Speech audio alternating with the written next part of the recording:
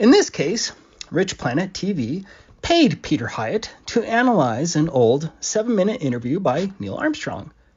I've talked about this Neil Armstrong interview several times on my channel because Neil Armstrong said that one could not see the stars in the space between the Earth and the Moon, which entirely contradicts the claims of other astronauts. Let's watch. The sky is a deep black when viewed from the Moon, as it is when viewed from cislunar space, the space between the Earth and the Moon. And when you're in space and you're looking into deep space and you're on the sun side of the orbit, the sunlight washes out all the starlight, so you can't see any stars, just like here on Earth. But then when you look out into deep space away from the sun, it's the darkest black you can imagine.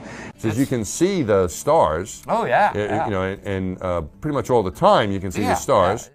It's a blatant contradiction, and it clearly evinces that astronauts are liars. But in this video, Peter Hyatt analyzes whether Neil's statements in the interview indicate deception. Now, the analysis by Peter Hyatt is in writing, and Rich Planet TV will quote from the written analysis at the relevant part of the interview. Let's get to it. Enjoy. Welcome to Rich Planet TV. I'm Richard D. Hall. I have discussed the moon landings on previous shows, and this subject can be a very hot potato. Whatever your opinion is on whether in 1969 Neil Armstrong walked on the lunar surface or not, I think you will be very interested to see the evidence and analysis put forward in today's show. In fact, I will go as far as to say if you are currently on the fence, today's show will probably get you off the fence. The average person has a vocabulary of about 20,000 words. When you ask someone what happened, they must go into that vocabulary, decide what words to use out of the 20,000, where to order them, what verb tenses to use, what pronouns to use, where to place each word next to each other to communicate in less than a microsecond of time. That is a process that, when disrupted by deception, we catch. When someone uses an unnecessary word, unnecessary phrase, unnecessary detail, we deem it as doubly important. And when you ask them what happened, they must go into their memory, and when experiential memory speaks, it is very smooth and it goes in chronological order. A lie will disrupt that, and that causes internal stress. So people say, well, you know, sociopaths don't feel stressed when they're lying. That's not true. They feel very stressed when they're lying because they don't want to be caught. So to disrupt that process is very stressful, and those that are really good at lying will use a substitute of words. So one of the things they'll do, instead of saying, I did not use performance-enhancing drugs, they say, I never used performance-enhancing drugs. I would never. And what they're doing is they're actually distancing themselves from an actual denial. So I selected a 7-minute long Neil Armstrong interview from 1970, transcribed it, and I've asked Peter to analyze it, which he's done. It cost me $275 for the analysis. So that's what you've paid for, essentially, by coming here. So this interview aired on the Sky at Night on the 18th of November 1970, which is less than a year and a half after the moon landings. So everything should be pretty clear in Neil Armstrong's mind. So what you're going to see here is a very short clip of the interview, followed by Peter Hyatt's analysis, then another clip, and then more analysis. So although it's only a 7-minute long interview, it'll probably take me 20-25 minutes to get through the analysis. So here goes. Mr. Armstrong, I do realize that when you were on the moon, you had very little time for gazing upwards. But could you tell us something about what the sky actually looks like from the moon, the sun, the earth, the stars, if any, and so on? The sky is a deep black when viewed from the Moon, as it is when viewed from cislunar space, the space between the Earth and the Moon. We note and as pauses in the answer and seek to determine if this is a habit of speech or if it is a signal that the subject needs more time to consider his answer. That he began with the sky is deep black indicates a willingness to answer the question directly. This is a somewhat lengthy answer which begins with 2 pauses for thought. The subject is presupposed to have been on the moon, something of great rarity at the time of this interview. The subject is intelligent and well trained. The expectation is that he will, according to the wording of the question, report what he himself saw. In any singular or exclusive event, there is an expectation of heightened importance, and when we speak from experiential memory, the structure of the sentence is reliable. Expected. Given the unique experience of being on the moon, we first note that the subject does not begin his answer with the pronoun I. In analysis, this reduces reliability. Given the context of unique experience, the pronoun I would have shown the psychological strength of experiential memory. Its absence is noted. Even with influence from the interviewer, the expectation is the experiential use of I saw in some part of the answer. Next, we note the use of passive voice with when viewed from the moon. Passive voice removes the subject himself personally from the statement. The use of passivity is found in concealing identity and/or responsibility in statements. For example, the gun went off is passive voice. If the subject was in a crowd and did not know who fired the gun, this would be appropriate. Here, the subject is describing a universal viewing and avoiding the singular experience that is expected. Next, when viewed from cislunar space, the space between the Earth and the Moon. This is similar to the universal pronoun you that is used to describe a common experience. This leads to a question. Is viewing the space between the Earth and the Moon a common experience that listeners would readily relate to? The Earth is the only visible object other than the Sun that can be seen, although there have been some reports of seeing planets. This is his second sentence after reporting in both passive and universal language. He tells us in general terms what you, universal unnamed, can know, similar to what would be reported in a textbook. Please note the inclusion of some reports. He has thus far avoided giving us personal experience that is highly expected in such an event. This is an indication of avoidance of the response. There is no linguistic connection here between the subject and experiential language at this point. The rule of the negative. Truthful people tell us what they saw, heard, and experienced. When one tells us what they did not see, a la part 1, or hear or experience, the analyst recognizes that this sentence increases in importance. I myself did not see planets from the surface, but I suspect they might be visible. Here we not only have the rule of the negative, but we have the unnecessary addition of the word myself. Since he experienced something highly unique, not only does he report what he did not see, but he feels it necessary to input himself into the sentence where no such imputation should be needed. Who else would be answering this question, or not seeing what he did not see? He offers a weak assertion. I suspect they might be visible, appropriately matching might with suspect. Being that he has thus far not told us what he has seen, it is interesting to note the inclusion of the word suspect. What other word might he have chosen? I think they might be visible would be an appropriately weak assertion where one lacks certainty. The word think is the most commonly chosen. Therefore, we note the use of suspect or suspicion within his vocabulary in context of his answer. We continue to wait to hear him tell us what he saw.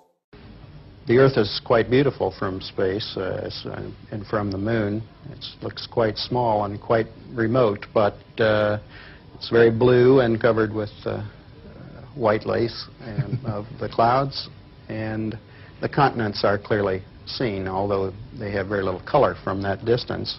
Okay, this is just an aside from myself. He said that from the Moon, the Earth looks very small and remote. Now, the Earth is 4 times the diameter of the Moon, and we're all used to seeing the Moon in the sky and how big it is. So if you were to see something that big in the sky, would you call it small and remote? Here we have more sensory description, but we have not heard him tell us what he himself saw. The description is strong, but is not yet connected to the subject. This could come from him, or it could come from a book, or another's opinion. With such a stupendous history-making event, we expect to hear up-close personal language. Thus far, we have not. What about the sun? Could you see any trace of the corona? No, the glare from the sun on the helmet visor was too difficult to pick out the corona. Here he says no, which answers the question, but then continues to avoid personal linguistic connection, such as, no, the glare of the sun on my helmet visor was too difficult for me to pick out the corona. This would have been a statement of personal connection, which he has not yet made. Remember, he was asked, did you? with the focus upon himself. He should answer for himself. The only time we could see the corona was during an eclipse of the sun from the moon. That is, when we were flying through the moon's shadow and could observe the solar corona peeking out from behind the moon. Even if he said the only time I could see was when we were flying, which would fulfill the personal, impactful event on self while sharing we when flying. Stronger is what I saw rather than we. The pronoun we could be produced if he and at least one other discussed this specific topic. Still, given the nature of a most unique and overwhelming event, the expectation remains. He should be using I and past tense verbs in correlation with sensory description. Please consider that given the spectacular and unique privilege of what he experienced, the pronoun me may be used in a desire not to claim any glory or credit for himself. This may be an indication of team over individual. Even with this accepted, we continue to expect him to at some point tell us what he experienced. Thus far, he has not. When the pronoun we is used consistently, we look for the first emergence of the pronoun I and conclude that the sentence containing it is very important. Looking at the photographs that you brought back, the coloured photographs of the moon's surface, it seems that the colour of the surface actually varies according to the angle from which you see it. Is this so? Does it do this? Yes, it certainly does. The wording is appropriate given the structure of the question. Does it do this? Answered by it does. We do note the inclusion of certainly as an unnecessary emphasis. It's a characteristic that we observe first while traveling around the moon in orbit. You could see that at the terminator. Rather than saying we saw and the stronger I saw, he only tells us what they could see at this point. What causes this weak assertion? Why does this historical and spectacularly unique event not yet produce a personal response from the subject? At the boundary between the black part of the moon and the lighted part of the moon, it was as if you were looking at a television set with the contrast turned to full contrast. Here he uses the universal you, second person, that is more likely used in commonly experienced issues, such as a television set contrast. Still, however, the lack of personal connection linguistically raises the question of personal impact upon the subject. What follows next is distancing language. Very black and very white. As you moved further into the light, there were more and more shades of gray. But as you moved further, such the sun was higher above the horizon, you actually start to see the tans and browns appear, although at a very low level. This is distancing language. You, but the event described is specific to him and exclusively astronauts. There is nothing universal about the movement described. Whereas the listener can be referred to with the use of a television, the same cannot be said of space travel. Description is in the language, but there is no justification for the distancing use of the pronoun you in a very highly specialized and dramatic personal experience. Similarly, on the surface of the moon, the same characteristic is evident. Here, there is no pronoun I and no past tense verb. The pronoun I used with the past tense verb is a signal of linguistic commitment. Here, no use of I is also in a sentence where the present tense description is given. You can see browns if the sun is high enough. Apollo 12, for example, landed while the sun was only 5 degrees above the horizon. So when they arrived, they saw no browns or tans anywhere, only fairly high contrast grays. He refers back to history and reports what is commonly and already known. The interviewer has asked him specifically for himself of his experiences. This general answer may have caused this next interruption. But you did. But, yes, I did. The sun was 11 degrees. And Apollo 12 did also. The next day, when they arose from their sleeping period and the sun was higher, of course, then the browns were observable to them. We finally have the subject speaking for himself. Unfortunately, it is due to an interruption. When he said, yes, I did, we hold to an expectation that he would now include himself, I, and tell us the sensory descriptions that he holds within personal experiential memory. He does not. He went back to history from his previous answer. Therefore, we do not have the linguistic connection that remains expected. When you were actually walking about on the moon's surface and kicking about a certain amount of dust, did you notice any local colour? And also, were you at all subconsciously worried about the possibility of unsafe areas? The interviewer presumes he was walking on the moon. We have yet to hear Mr. Armstrong make this claim, or more expectedly, since there is no accusation to the contrary, spoken or unspoken, the linguistic connection. Well, the color is a puzzling phenomenon on the moon, aside from the characteristics that I've already mentioned. You generally have the impression of being on a desert-like surface with rather light-colored hues. Yet when you look at the material at close range, as if in your hand, you find it's a charcoal gray, in fact, and we were never able to find any things that were very different from that color. I suspect that as we get more and more samples with future flights, we will see that there is, in fact, some color, but the optical properties on the moon are most peculiar. The theme of distance continues in the description of colour. First, he uses the self-reference, that I've already mentioned, rather than engage in experiential memory. We note the first reference was also not first-person statement. Next, we note that he avoids telling us what he himself saw by using second-person universal you. You generally have the impression. It is impossible for anyone not there to have this impression, including the interviewer, who did not experience it. We prefer he state without qualification what he saw. He does not.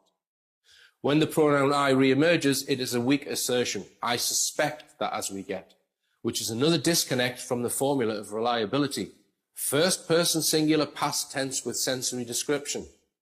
When you were actually walking about, did you have any difficulty in distance judging? Because I think I heard you say once that far things looked quite near. Far things look quite near. The topic is sight. The one being interviewed is singular. We look for him to answer with I saw in some form. Sensory is very individual. When it is discussed, one may then say the thoughts or perceptions of another. But here he is interviewed alone and is being asked for first-person eyewitness account. He does not give a first-person singular account. Yes, we had some difficulties in perception of distance. For example, our television camera, we judged to be from the cockpit of the lunar module only about 50 to 60 feet away, yet we knew that we had pulled it out to the full extension of a 100-foot cable. Similarly, we had difficulty guessing how far the hills out on the horizon might be. The peculiar phenomena is the closeness of the horizon due to the greater curvature of the moon than we have here on Earth, of course 4 times greater, and the fact that it is an irregular surface with crater rims overlying other crater rims. You can't see the real horizon. You're seeing hills that are somewhat closer to you. There was a large crater which we overflew during our final approach, which had hills of the order of 100 feet in height, and we were only 1,100 feet west of that hill, and we couldn't see a 100-foot high hill from 1,100 to 1,200 feet away.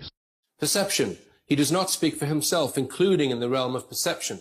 This is to address the brain's interpretation of what was seen or experienced. He consistently in the interview tells us what we saw, we thought, we perceived, as well as what you saw, and so on. Although many of these topics were likely discussed, he should still be speaking for himself. This use of we is most unexpected. We must now consider that if he is not deceptive, why does he have a reason to join a crowd, even in personal experience and perception? Did you notice any obvious difference between the far side and the near side as you went round it? I mean, apart from the obvious differences in topography. No observable differences in color, but then the sun's angle was always somewhat different over there, so it would be difficult to make a general correlation. I would say the topography is the striking change. Of course, as all your viewers know, there are no seas on the far side of the moon, and it's all highlands and high mountains, big craters, so it's strikingly different from the... The weakness continues. I would say the topography is future conditional tense. Even in this singular opinion, he does not give a reliable connection. There's just one more thing I'd like to ask you. You're one of the very, very few people, I think, whose opinion on this is really worth having. In fact, there are only 4 of you. Do you think, from your knowledge of the moon, having been there, that it is going to be possible in the foreseeable future to set up scientific bases there on anything like a large scale? Oh, I'm quite certain that we'll have such bases in our lifetime. Somewhat like the Antarctic stations and similar scientific outposts, continually manned. Although certainly there's the problem of the environment, the vacuum, and the high and low temperatures of day and night. Still in all, in many ways, it's more hospitable than Antarctica might be. There are no storms, no snow, no high winds, no unpredictable weather phenomena that we're yet aware of, and the gravity is a very pleasant kind of place to work in, better than here on Earth. And I think it would be quite a pleasant place to do scientific work, and quite practical. Mr. Armstrong, thank you very much. And again, let me say what a tremendous honor and privilege it's been to have you with us. Thank you. Here we have the use of 2 personal connections, I, with both qualified. The first is, oh, I'm quite certain that we'll have such bases in our lifetime. Here he is not only certain, but calls upon the reinforcement of being quite certain. The second use is with a slight stutter on the pronoun I, which suggests the possibility of increase of nervousness. In analysis, this is called the stuttering I and is used to measure anxiety. We use the pronoun I millions of times in life. The brain's efficiency is extreme in this regard. When a non-stutterer halts or stutters on the pronoun I, the commitment psychologically comes into question, with nervousness possibly moving into anxiety and tension. He moves the topic to Antarctica, which is similar to going to another Apollo mission above. Yet we ask, what topic produced the stutter on the pronoun I, the emotion produced regarding a space station? And I think it would be quite a pleasant place to do scientific work and quite practical. The emotion he relates to the future station is pleasant for a specific reason, to do scientific work. Why might this create nervousness or even stress? Okay, so Peter Hyatt now gives his conclusions. He says, Neil Armstrong does not linguistically connect himself to the lunar landing.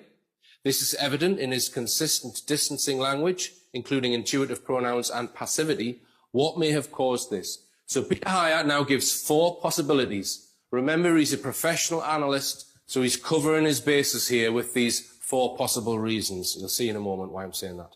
So the first possibility is that there is a security mandate. So Neil Armstrong's being told, you're not allowed to tell anyone about what you saw, right? The second is that this is his baseline. So in other words, he talks like this all the time, even when he's talking to his wife. So say his wife said, Neil, did you enjoy yourself at the pub? He would say, when you go to the pub, you do enjoy yourself if you have a beer with your friends. He goes around talking like that, right? So I don't put much credibility in option 2. Option 3, he's a liar. He's deceptive. Lack of commitment mimics deceptive language. The lack of personal commitment in context is stark. Like I say, Peter Hyatt obviously didn't want to put all his eggs in one basket. The 4th is unknown. Okay, so he's hedging his bets a little bit. But I know where my belief lies there. Personally, I think it's number 3. I don't think Neil Armstrong walked on the lunar surface. And you've also got to bear in mind here that Peter Hyatt is an American who completely believed the Apollo story. He wasn't aware of any conspiracy stuff before he did this analysis. So this is a 100% believer. Okay? So in his emails with me after he did this analysis, this is what he said. This was so unexpected that I ran it by another analyst. I grew up at age 7 with his account. There's a strong emotional connection with childhood national pride. The teachers repeatedly visited it, including newsreels. I did not expect this. I originally felt guilty wasting your money. Your money. But after the first few answers where he is linguistically nowhere to be found, I realized that there is more here than what is ridiculed.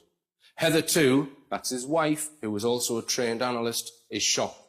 We both said the same thing. Things we dismissed as crazy years ago have been proven true more and more. We need to stay more open and explore.